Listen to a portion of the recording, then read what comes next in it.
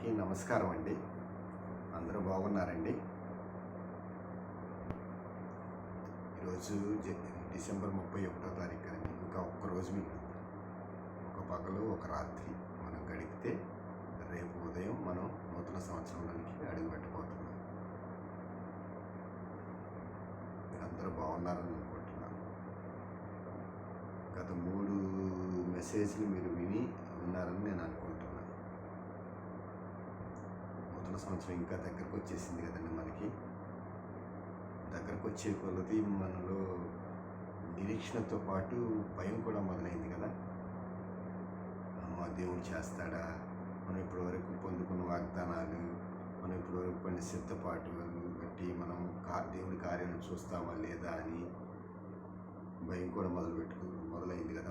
మీకు భయపడాల్సిన అవసరం లేదండి. దేవుని వాక్యంలో రాసి ఉందండి, మీ నిరీక్షణ మిమ్మల్ని సిగ్గుపరచదు. రోమపత్రిక 5వ అధ్యాయం 5వ వాక్యంలో రాసింది. తర్వాత 1 కొరింథీయులకు రాసిన పత్రిక 15వ అధ్యాయం చివరి వాక్యాల్లో ఉంటుందండి, మీ ప్రయాస ప్రభువునందు వ్యర్థం కాదు. నిరీక్షణ అనేది ఒక ప్రయాస అండి. చాలా పెద్ద, అన్నిటికన్నా ఎక్కువ కష్టం ఇది నిరీక్షించడం. అది ఒక ప్రయాస. దేవుని యందు నిరీక్షించడం అనేది చాలా, అందులో చెప్తున్నారు 1 కొరింథీయుల 15వ అధ్యాయం చెప్తున్నానండి, ఈ ప్రయాస ప్రభువునందు వ్యర్థము కాదు. ఇక నా జిన్నన్నడు సిగ్గుపడరన్నారు. కీర్తన గ్రంథము 25వ అధ్యాయం 3వ వాక్యంలో కూడా ఆయన కొరకు కనిపెట్టుకున్న వాళ్ళు ఎవరు సిగ్గుపడరండి. కాబట్టి మీరు కూడా సిగ్గుపడరండి. భయపడాల్సిన విషయం ఏం లేదు.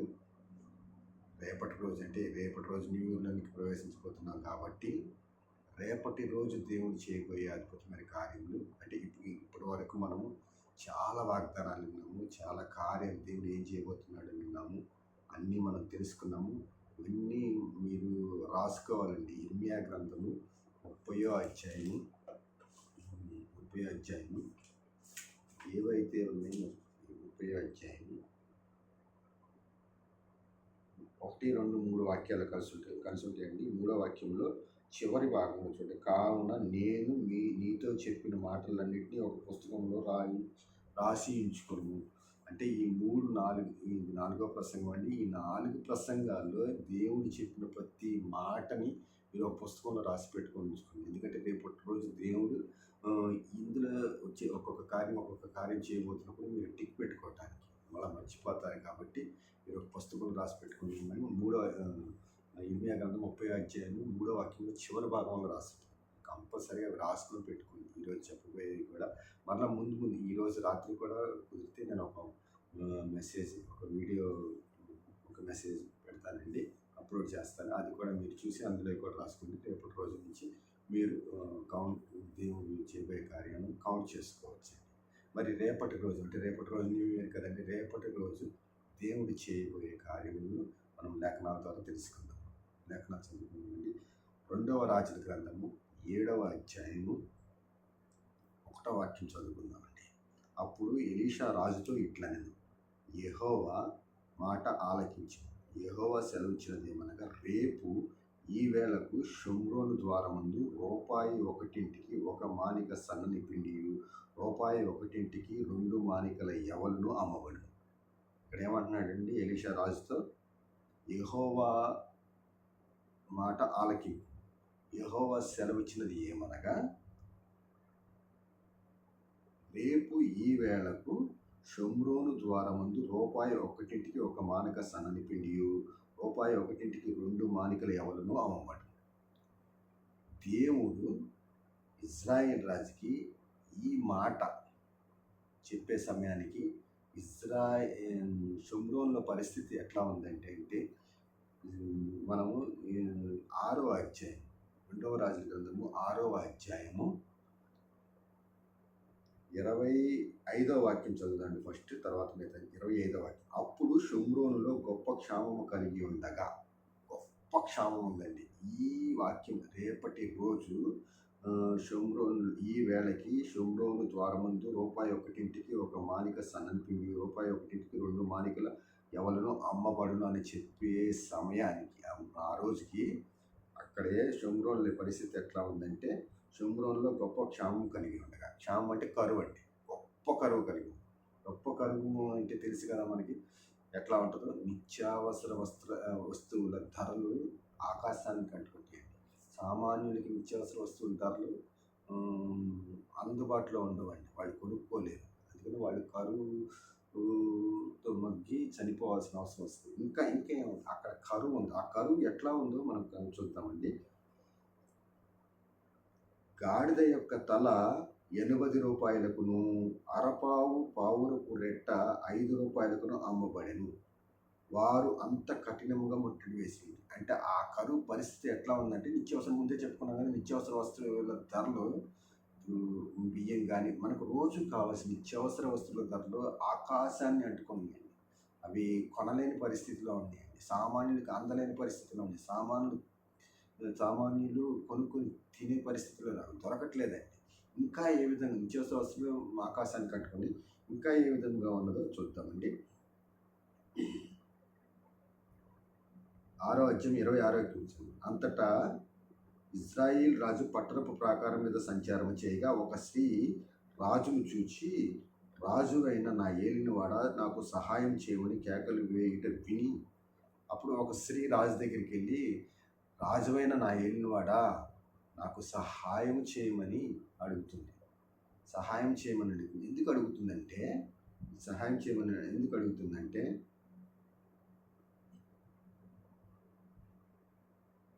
అప్పుడు ఆ రాజు అంటున్నాడు 28వ వాక్యంలో, నీ విచారం నాకు కారణమేమని అడగగా, ఈ స్త్రీ, ఇక్కడ నేను చదవకుండా చెప్తానండి. 28వ అధ్యాయం, ఈ అధ్యాయం మొత్తం మీరు 6వ అధ్యాయంలో 24వ వాక్యం నుంచి 33వ వాక్యం వరకు చదివితే విషయం అర్థమైంది.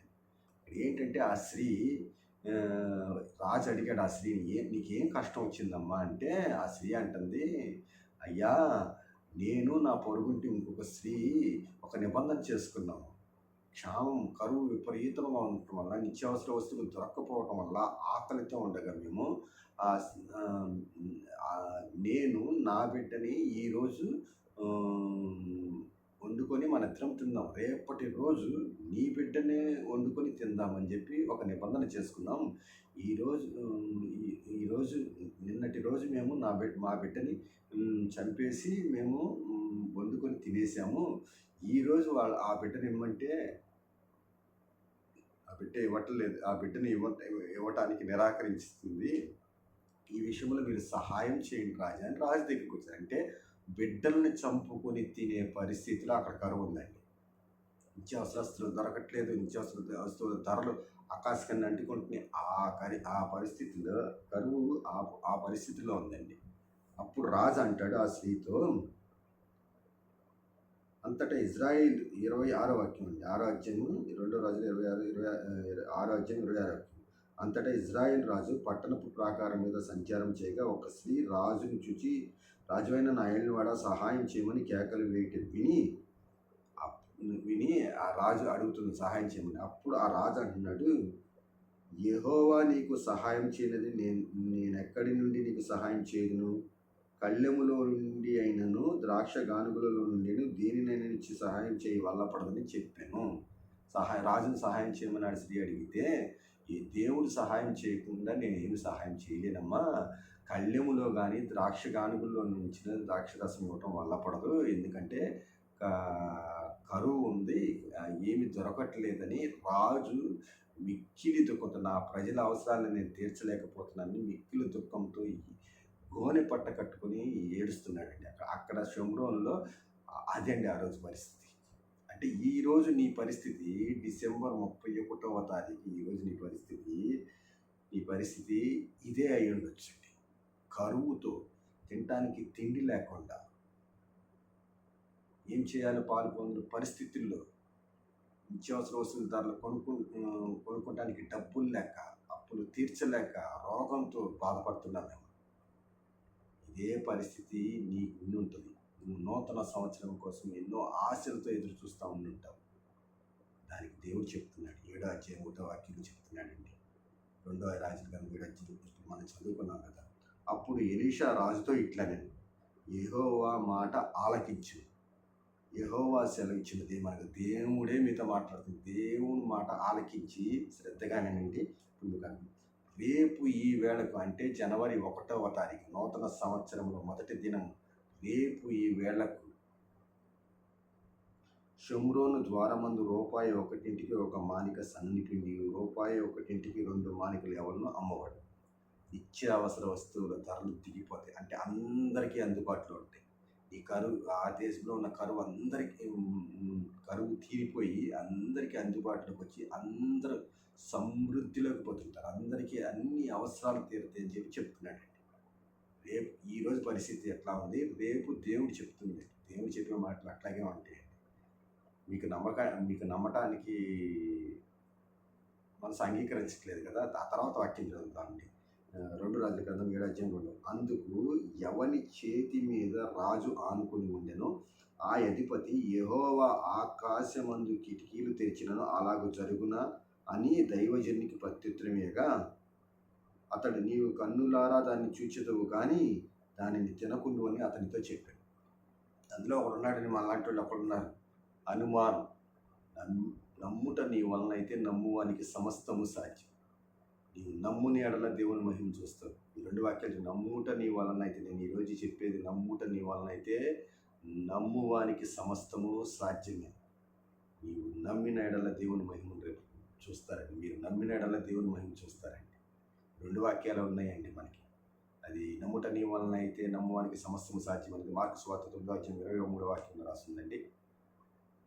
నీవు నమ్మిన ఎడల దేవుని మహిమను చూస్తావని యోహాను సువార్త 11:40 వాక్యంలో రాసిందండి. వాక్యాలన్నీ చాలా ముఖ్యమైన వాక్యాలండి.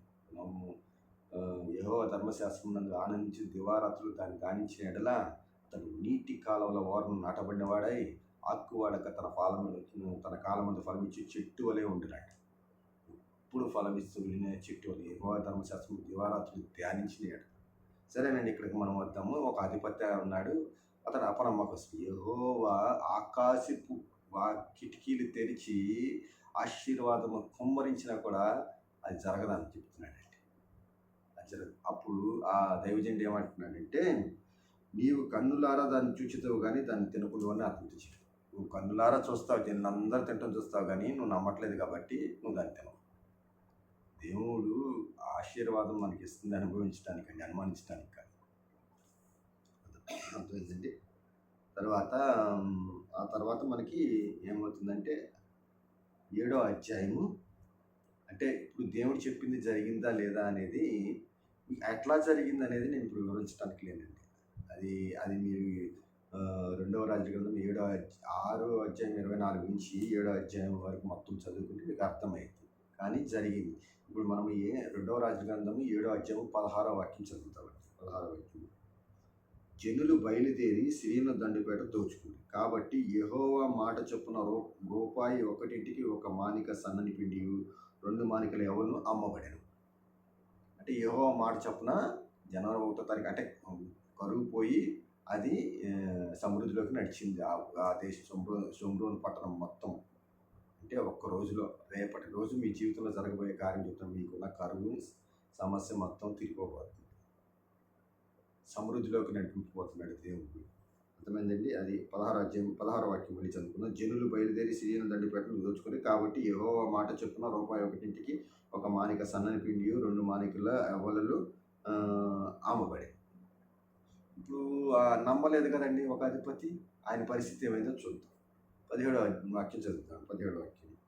ఎవని చేతి మీద రాజు ఆనుకొని ఉండెనో ఆ అధిపతి ఆ ద్వారమున నిలవబడుటకు నిర్ణయింపబడగా రాజు దైవజన్యతకు వచ్చినప్పుడు ఆ దైవజనుడు అతనితో చెప్పిన ప్రకారము ద్వారమందు జనుల వలన అతను మరణించాడు.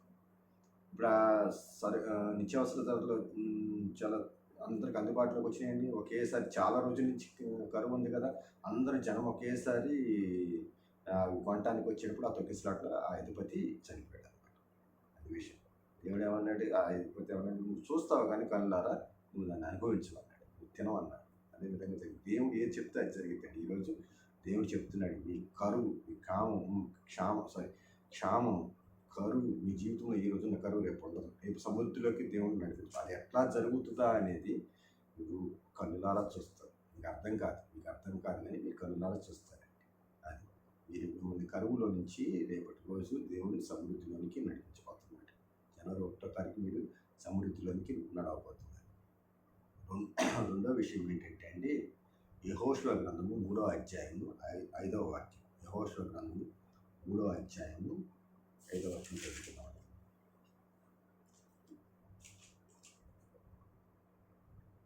మరియు యెహోషువ, రేపు యెహోవా మీ మధ్య అద్భుత కార్యములు చేయను కనుక మిమ్మల్ని మీరు పరిశుద్ధపరచుకుంటని జనులకు ఆజ్ఞ ఇచ్చారు.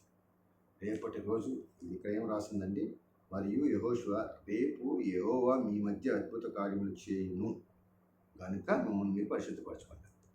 రేపు దేవుడు దీని ద్వారా ఏం చెప్తున్నాడంటే, ఈ వాక్యం ద్వారా మనకి రేపటి రోజు అంటే జనవరి 1వ తారీఖు నూతన సంవత్సరం మొదటి రోజు మీ మధ్య అద్భుతమైన కార్యం చేయబోతున్నాడు.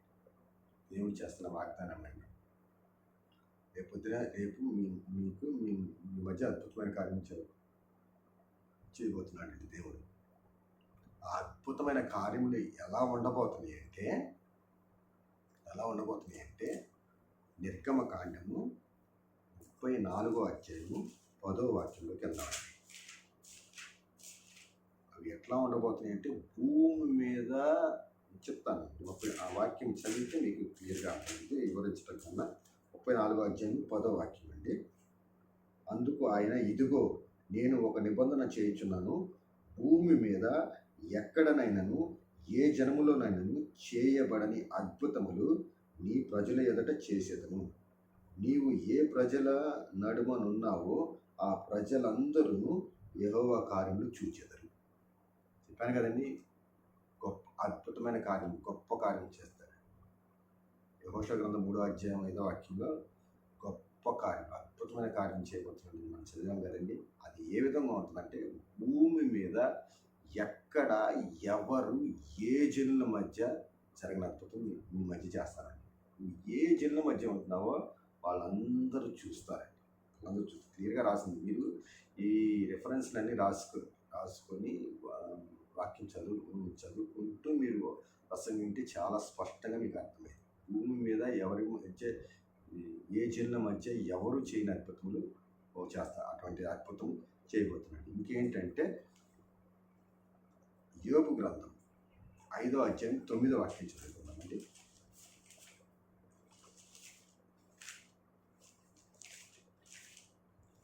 యోబు గ్రంథము 5వ అధ్యాయం 9వ వాక్యం. అక్కడేం రాసిందంటే, పరిశోధింపజాలని మహాకార్యములను లెక్కలేనన్ని అద్భుత క్రియలను చేయి. అంటే ఫస్ట్ ఏం, భూమి మీద ఏ జనుల మధ్యను ఎవరు చేయని అద్భుతాలు చేస్తాడు. రెండోది పరిశోధింపజాలని, అంటే ఇంకా రీసెర్చ్ చేయడానికి కూడా అవకాశం లేనంత అద్భుత కార్యములు చేయబోతున్నాడు. ఎట్లా జరిగిందా అని రీసెర్చ్ చేయడానికి మొదలుపెట్టినా కూడా జనానికి అర్థం. పరిశోధింపజాలని, తర్వాత లెక్కలేనన్ని, అంటే లెక్కకు మించి ఇంకా అసలు అన్కౌంటబుల్ అద్భుతాలు జరగబోతుంది రేపటి రోజు మీ జీవితంలో. అర్థమవుతుందండి. మొట్టమొదటి, భూమి మీద ఎవరి మధ్య ఏ జనుల మధ్య ఎవరు చేయని అద్భుతాలు. రెండవది పరిశోధింపజాలని అద్భుతాలు. మూడవది లెక్కలేని అద్భుతాలు. 4వ చదువుతామండి.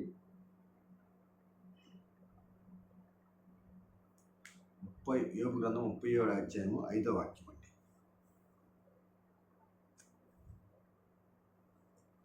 గ్రహింపలేని, నీకు నువ్వే గ్రహింపలేని అద్భుతాలు చేస్తాను. 37వ అధ్యాయం 5వ వాక్యం చదువుతున్నాను.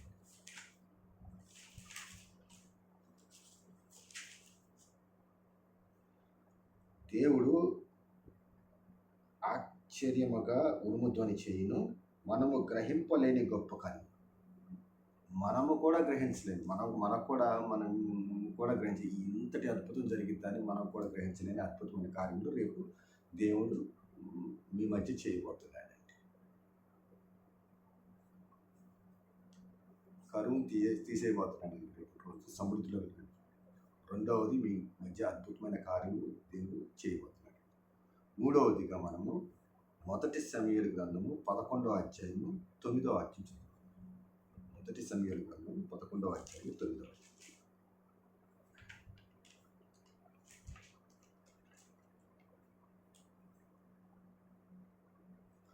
అప్పుడు రేపు మధ్యాహ్నములోగా మీకు రక్షణ కలుగునని యాబేష్గిలాదు వారితో చెప్పుడని వచ్చిన దూతలతో ఆజ్ఞనిచ్చి వారిని పంపివేశారు. అప్పుడు రేపు మధ్యాహ్నములోగా మీకు రక్షణ కలుగునని యాబేష్గిలాదు వారితో చెప్పుడని. రేపు మధ్యాహ్నంలోగా మీకు రక్షణ కలుగుతుందని అంటే రేపు మధ్యాహ్నంలోగా జనవరి 1వ తారీఖు నూతన సంవత్సరం మొదటి దినం రోజున మీకు రక్షణ. అంటే మనం ఇక్కడ చదువుకుంటే నింద తొలగిపోద్దండి.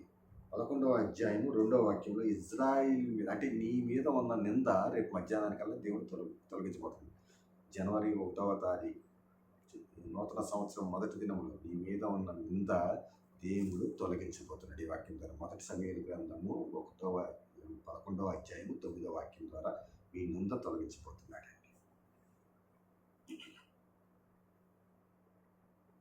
అర్థమవుతుందండి. మొట్టమొదటి ఏం చెప్పానండి మీకు?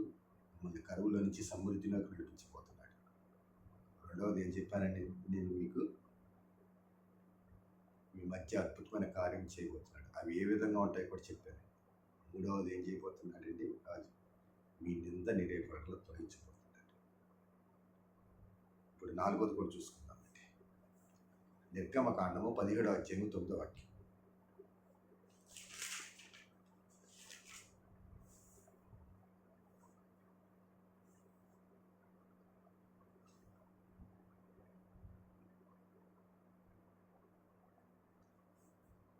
అధ్యాయము 9వ వాక్యం అండి. మోషే యెహోవాతో మన కొరకు మనుషులను ఏర్పరిచి వారిని తీసుకుని బయలువెళ్ళి అమాలేకులతో యుద్ధం చేయి. రేపు నేను దేవుని కర్రను చేత పట్టుకుని ఆ కొండ శిఖరం మీద నిలిచెదను. రేపు నేను దేవుని కర్రను చేత పట్టుకుని ఆ కొండ శిఖరం మీద నిలిచెదను. ఏంటంటేనండి, అమాలేకీయులు ఇజ్రాయిల్ మీదకి యుద్ధానికి వచ్చారండి. అప్పుడు మోషే చెప్తున్నాడు యెహోషువతో, నువ్వు యుద్ధం చేయడానికి జనాన్ని సిద్ధపరచుకో. అమాలేకీయులతో యుద్ధం చేయడానికి నువ్వు జనాన్ని సిద్ధపరచుకో. రేపటి రోజు నేను యెహోవా కర్రను చేత పట్టుకుని కొండ మీదకి ఎక్కి ప్రార్థన చేస్తానన్నాడు.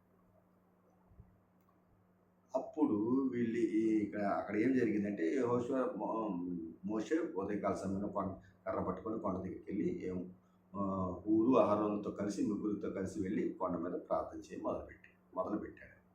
యెహోషువ యుద్ధం చేస్తూ ఉన్నాడు. మోషే ప్రార్థన చేసినంతసేపు యెహోషువకి జయం కలుగుతుంది, ఇజ్రాయిల్కి జయం కలుగుతుంది. మోషే అలసిపోయి ప్రార్థన ఆపినంత సేపు అమాలేకీయులు గెలుస్తున్నారు. ఇప్పుడు అలసిపోతున్నాడు కాబట్టి అహరోను హూరులు మోషేకి ప్రార్థన చేయడానికి సహాయం చేస్తున్నారు. అంటే ప్రార్థన ఆగిపోకుండా సహాయం చేస్తున్నారు. సహాయం చేస్తుంటే అప్పుడు యెహోషువ ఆ అమాలేకీయుల మీద యుద్ధం గెలిచాడని ఇక్కడ రాసి ఉంటుందండి. 17వ అధ్యాయం 1వ వాక్యం చదువుకున్నామండి. అమాలేకీయులు వచ్చి రెఫీదీంలో ఇజ్రాయిల్తో యుద్ధం చేస్తే అప్పుడు అంటాడు మోషే, రేపటి రోజు నేను యెహోవా కర్ర నువ్వు యుద్ధం చేస్తూ ఉండి నేను యెహోవా కర్ర తీసుకొని కొండ మీదకి ఎక్కి ప్రార్థన చేస్తూ ఉంటానని చెప్తున్నాను. ఆ తర్వాత ఏమైందంటే 12-13 వాక్యాలు చదువుకున్నామండి. నిర్గమకాండం 17వ అధ్యాయము 12-13. మోషే చేతులు బరువెక్క వారు రాయి తీసుకుని వచ్చి అతడు దాని మీద కూర్చుండుటకై దాన్ని వేసి ఎవరో ఊరు అహరోను వేసారంటే సహాయం చేస్తున్నారు. అహరోను ఊరు ఒకడు ఈ ప్రక్కను ఒకడు ఆ ప్రక్కను అతని చేతులను ఆదుకొనగా అతడి చేతులు సూర్యుడు అస్తమించే వరకు నిలకడగా ఉండేది. అంటే కంటిన్యూగా ప్రార్థన చేస్తూనే ఉన్నాడు. సూర్యుడు అంటే అస్తమించే వరకు. రేపటి రోజు అన్నట్టుగా ఆ రోజు అంటే రేపటి రోజు సూర్యుడు అస్తమించే సమయానికి సూర్యుడు అస్తమించే సమయానికి అట్లు యెహోషువ కత్తి వాత చేత అమాలేకీయుల రాజును అతని జనులను గెలిచెను. ఇక్కడ మనకి ఏమర్థమవుతుందంటే, రేపు దేవుడు ఏం చేయబోతున్నాడంటే, మీ శత్రువులు మీకు ఏదైతే మీకు శత్రువులుగా నిలిచింది అంటే ఏదైనా అవ్వచ్చండి. శత్రువు అంటే ఒక యుద్ధము, అంటే ఒక పోరాటం, అంటే శ్రమలు అవ్వచ్చు, కష్టాలు అవ్వచ్చు, ఇంట్లో అవ్వచ్చు, అప్పులు అవ్వచ్చు, ఉద్యోగం లేవచ్చు, కుటుంబం పిల్లలు లేకపోవచ్చు, కుట్రాలుగా ఉండొచ్చు, లేకపోతే కుటుంబ కలహాలు అయి ఉండొచ్చు, లేకపోతే వివాహం కోసం ఎదురు చూస్తుండొచ్చు, లేకపోతే చదువులో మీరు జీవితంలో ఫెయిల్ అయ్యి ఉండొచ్చు, ఆ యుద్ధం నుంచి మిమ్మల్ని రేపు దేవుడు గెలిపిస్తాడని ఈ యొక్క నిర్గమకాండము 17వ అధ్యాయం 8వ వాక్యం నుంచి 16వ వాక్యం వరకు మీరు చదివితే మీకు అర్థమవుతుంది. అక్కడ యెహోవా నిస్సి అంటే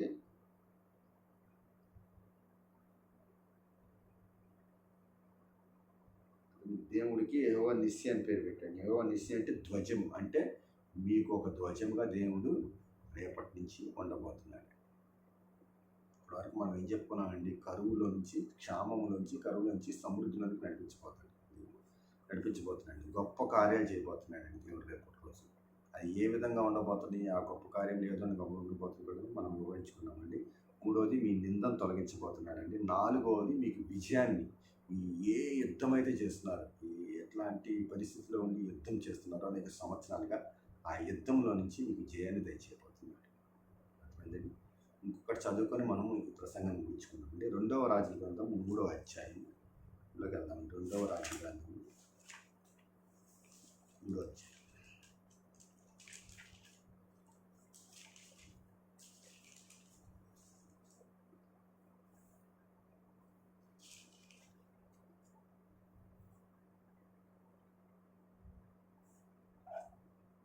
ఇక్కడ 3వ అధ్యాయం 9-10 వాక్యాలు చదువుకుందామండి.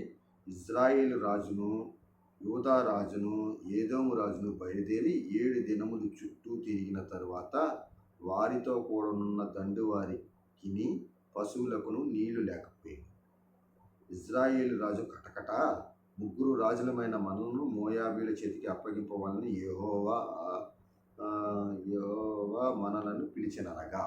అంటే ఇక్కడ ఏం జరిగిందంటే, మళ్ళీ చదువుకుందామండి. ఇజ్రాయేలు రాజును, యూదా రాజును, ఏదోము రాజును బయలుదేరి 7 దినములు చుట్టూ తిరిగిన తర్వాత వారితో కూడానున్న దండువారికిని పశువులకును నీళ్లు లేకపోయెను.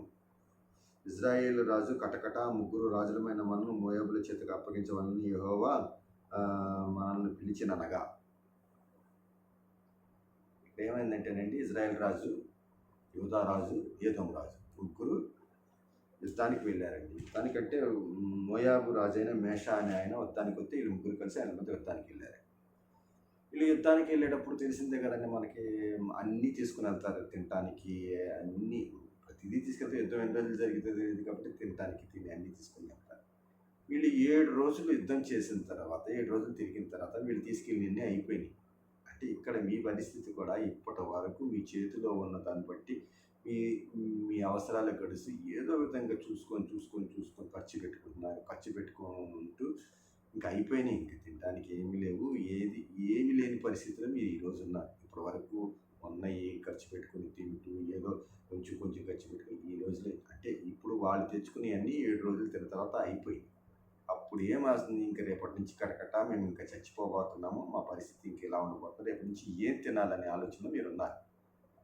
నీళ్ళు అయిపోయినాయి కదండి, పశువులకి లేవు, రాజులకి లేవు, సైన్యానికి లేవు, ఎవరికి లేవు. సో ఏమీ లేవు, ఏం చేయాలని అర్థం కావట్లేదు మీకు ఈరోజు పరిస్థితి. ఈ పరిస్థితి కూడా ఎట్లాగైనా ఉందండి. అప్పుడు మీరు ఎవరి దగ్గర అంటే దేవుని దగ్గర మారు చేయాలి. అప్పుడు యెహోషాపాతు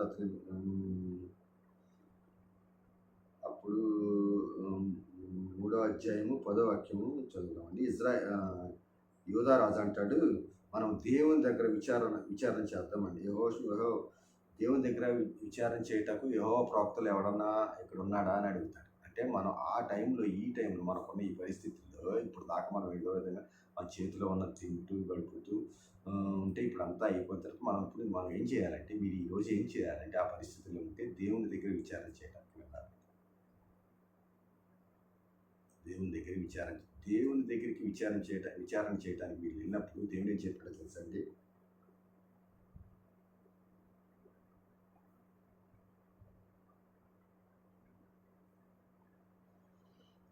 మూడవ అధ్యాయము 16వ వాక్యం నుంచి చదువుకుందామండి. 16, 17, 18 వాక్యాలు చదువుకుందామండి. యెహోవా సెలవిచ్చినదేమనగా, ఈ లోయలో చాలా గోతులను త్రవ్వించుడి. యెహోవా సెలవిచ్చినదేమో, గాలియే గాని వర్షమే గాని రాకపోయినను మీరును మీ బందలు మీ పశువులు త్రాగుటకు ఈ లోయ నీళ్లతో నిండును. మీరు ఈ లోయలో గుంటలు తవ్వించండి. గాలి రాదు, వర్షం రాదు, రేపు పొద్దునికి ఈ గుంటలు నిండిపోతాయి. ఈ పశువులు మీరు తాగటానికి నీళ్ళు సమృద్ధిగా దొరుకుతాయి. దేవుడు చెప్తుంది అర్థమవుతుందండి మీకు? ఎటువైపు నుంచి వస్తుందా, ఏం చేయాలా, రేపటి రోజు పరిస్థితి ఏంటి, ఇప్పటివరకు ఉన్నది తిన్నాము, అవి అమ్ముకున్నాం, ఇవి అమ్ముకున్నాం, ఏదో గడిపేసాం, ఇంక అన్నీ అయిపోయినాయి, రేపటి పరిస్థితి ఏంటి అనుకుంటున్నారా? గాలియే కానీ వర్షమే కానీ ఏమో చెప్తున్నానండి, ఏది రాకపోయినా ఈ గుట్టలు నిండిపోతాయి. నిండిపోతే మీ పశువులు ఏదైతే మీకు తక్కువ ఉందో, పైన అడిగాడు కదా, మా పశువులు తాగటానికి, మేము తాగటానికి నీళ్లు లేవు, మేము చచ్చిపోబోతున్నాం. అప్పుడు దేవుని దగ్గరికి వెళ్ళి అడిగారు, మీరే కానీ మీ పశువులకి అది సమృద్ధిగా, అంటే దేవుడు ఎట్లా చేస్తాడో తెలియదండి, కానీ రేపు రోజు మీరు సమృద్ధిలోకి నింపబడిపోతున్నారు ఈ వాక్యంతో. 20 చదువుకుందామండి. 3వ అధ్యాయం 20 వాక్యము. ఉదయ నైవేద్యము అర్పించు సమయమందు నీళ్లు ఏదోము మార్గము రాగా దేశము నీళ్లతో నిండిందండి. అంటే ప్రవక్త చెప్పింది ఏంటంటే, అక్కడ రేపటి రోజు ఈ గుంటలు తవ్వండి, గుంటల్లో వర్షం కానీ గాలి కానీ రాకపోయినా ఈ గుంటలు నీళ్లతో నిండితే అప్పుడు మీరు మీ పశువులు తాగటానికి కావలసినంత నీళ్లతో ఆ గుంటల్లో నీళ్లు నింపబడతాయి అన్నాడు. కానీ జరిగింది ఏంటో తెలుసా అండి? దేవుడు ఏమన్నాడంటే, మీరు అడుగు వాటికంటేను ఊహించి వాటికంటేను అత్యధికముగా దయచేయగల శక్తి కలిగిన దేవుడు మనం కలిగి ఉన్నామండి. అంటే మీరు నీళ్ళు అడిగారు. అక్కడ ఏం జరిగిందంటే 20 అధ్యాయం చూద్దామండి. ఉదయ నైవేద్యము అర్పించు సమయమందు నీళ్లు ఏదోము మార్గము రాగా దేశము నీళ్లతో నిండిపోయిందని. కొట్ల కాదండి, దేశం మొత్తం నీళ్లతో. ఈ రాజు అడిగిన వాళ్ళకే మాది కాదండి, ఈ రాజులు సైన్యమే కాదండి, ఆ దేశం మొత్తానికి నీటి కాలం ఉంది కదా, ఆ దేశం మొత్తానికి నీటిని సప్లై చేశాడండి. అంటే మీ కుటుంబం మాత్రమే కాదండి, మీరు ప్రార్థన చేస్తున్న నా కుటుంబంలో రేపు పొద్దున తింటారు. ఈ దేశంలో ఉన్న సమస్త జనులకు సమృద్ధి కలగడానికి మీరు కారణం అయిపోతుంది. అబ్రహాంకి భూమి మీద ఉన్న సమస్త వంశములు నీ వలన ఆశీర్వదింపబడతాయని అబ్రహాంకి వాగ్దానం చేశాడండి దేవుడు. ఆయన మీద ఒట్టేసుకున్నాడు. ఏ వ్యక్తి లేడు కాకపోతే నా మీద ఒట్టు, నువ్వు భూమి మీద ఉన్న సమస్త జనములకు ఆశీర్వాదంగా ఉండబోతున్నావని దేవుడు అబ్రహాముల గురించి ఆయన మీద ఒట్టేసుకున్నాడు. ఇప్పటికీ ఇజ్రాయెల్ దేశము భూమి మీద ఉన్న సమస్త జనములకు ఆశీర్వాదకరంగా ఉంటుంది. చూస్తాదంటే తెలుస్తుంది మీకే. భూమి అన్ని ఇన్వెన్షన్స్ ఇజ్రాయెల్ దేశంలో యూదుల ద్వారానే కలుగుతుంది. ప్రపంచం అంతా వాటిని ఉపయోగించు. భారతదేశానికి పోలియో వ్యాక్సిన్ క్రియేట్ చేసి ఫ్రీగా సప్లై చేసింది ఇజ్రాయెల్ దేశం. భూమి మీద ఉన్న సమస్త జనములకు మీరు ఆశీర్వాదం. అదే ఈ కరువు, దేశంలో ఉన్న ఈ కరువు మీకు, మీ కుటుంబానికి కూడా ఈ కరువు ఉంది కాబట్టి ఈ 2వ రాజుగ్రంథం 3వ అధ్యాయంలో రాసిన ప్రకారం మీరు మీ కుటుంబం కోసం ప్రార్థన చేస్తున్నారు. మీ కరువు తీరిపోతే బాగుంది. దేశం మొత్తాన్ని ఆ కరువులోంచి మీరు బయటికి తీసుకురాబోతున్నారు. నమ్మండి, దేవుని వాక్యం ఇది. పొల్లైనను సుల్లైనది పోదండి. ఏ మాట నిరర్ధకం కాదండి. దేవుడు చెప్పే ఏ మాట కూడా నిరర్ధకం జరగబోతుంది. మీరు రేపటి రోజు దేవుడు మీ జీవితంలో చేయబోతున్న అద్భుతం అండి. చూడండి, ఇక్కడ రాశాడు 20 అధ్యాయం. ఉదయ నైవేద్యం, రేపు ఉదయకాల సమయం నైవేద్యం అర్పించే సమయానికి, రేపు ఉదయకాలం. ఈరోజు పరిస్థితిని నేను మీకు వివరించాను. ఎట్లా ఉంది మీ పరిస్థితి? నీళ్ళు తాగడానికి నీళ్ళు లేవు, పరిస్థితి చాలా దారుణంగా ఉంది. ఇప్పటివరకు ఉన్నాయి తాగేసాము, ఉన్నాయి తిన్నాము, రేపు రోజు పరిస్థితి. అదే పరిస్థితి దేశంలోని ప్రజలందరూ అనుభవిస్తున్నారు. కాబట్టి రేపటి రోజు మీ కుటుంబ అవసరాలు తీర్చడమే కాక దేశంలో ఉన్న ప్రతి ఒక్కరి అవసరాలను మీరు తీర్చబోతున్నారు. 22వ అధ్యాయం చదువుతండి. ఉదయమందు మీరు లేచినప్పుడు సూర్యుడు నీళ్ల మీద ప్రకాశింపగా, అంటే ఆ నీళ్ల మీద, అంటే నీళ్లు అంత సమృద్ధి. ఉదయం నందు రేపు ఉదయానికి మీరు దేవుడి యొక్క సమృద్ధిని చూస్తారండి. మీరు ఏదే విషయంలో అయితే బాధపడుతున్నారో మీకే కాదండి, అనేక మందికి ఆశీర్వాదంగా ఉండేటట్లుగా దేవుడు మిమ్మల్ని ఆశీర్వదించబోతున్నాడు. మనము ఇది ఒక 4వ ప్రసంగం అండి. ఈ 4 ప్రసంగాలు మీరు మరలా విని ఇర్మీయా గ్రంథం 30వ అధ్యాయం 3వ వాక్యం చివరి భాగంలో రాసి ఉన్నట్లుగా మీరు రాసుకొని ధ్యానిస్తూ ఉండండి. ఈరోజు కుదిరితే ఈరోజు ఈవినింగ్ కూడా ఒక వీడియో చేస్తాను. దేవుడు రాత్రికి రాత్రి చేయబోయే కార్యములు బట్టి, అంటే రాత్రి అవుతుంది కదండి, రేపు కుదిరితే చేస్తాను, లేదంటే రేపు ఇంకొక వీడియోతో మనం కలుద్దాము. ఈ ఈ 4 వీడియోల్లో దేవుడు చెప్పిన ప్రతి మాట ఈ జనవరి 1వ తారీఖు జనవరి 1వ తారీఖు నూతన సంవత్సరం మనకు నెరవేరినప్పుడు ఒక చిన్న ప్రార్థన చేసుకుని వాక్యం. మహోన్నతుడా, సర్వోన్నతుడా, సృష్టికర్త యేసయ్య, నీకే లెక్కలేని నీ స్తుతులు స్తోత్రాలు వందనాలు చెల్లించుకుంటున్నాను తండ్రి. నీ కృప చూపించి తండ్రి మరొక రోజు చూడడానికి మాకు ఇచ్చిన ఈ ధన్యతను బట్టి స్తోత్రం చెల్లించుకుంటున్నాం ప్రభువా. మరి ఈ 4 ప్రసంగాల ద్వారా మీరు జనవరి 1వ తేదీ నూతన సంవత్సరము మొదటి దినమున మీరు మా జీవితంలో చేయబోయే అద్భుతమైన కార్యములు, ఆశ్చర్యమైన కార్యములు, మీరు మా జీవితం మీకున్న ప్రణాళికను మాకు తెలియపరిచినందుకు స్తోత్రం. మేము ఎంతో ఆశగా ఎదురుచూస్తున్నాం ప్రభా. నీ మాట తగిన సమయంలో మీరు చెప్పిన సమయానికి జరుగుతుందని నమ్ముతున్నాం. లేఖనాల్లో అనేక మార్లు ఇది రాసి ఉండగా అయ్యా మా జీవితంలో ఈ కార్యములు తప్పకుండా చేయమని చిన్న ప్రార్థన ఆలకించిన యేసు పాదాలు చేస్తున్నాం అడిగి బ్రతుకులాడుతున్నాను పాప.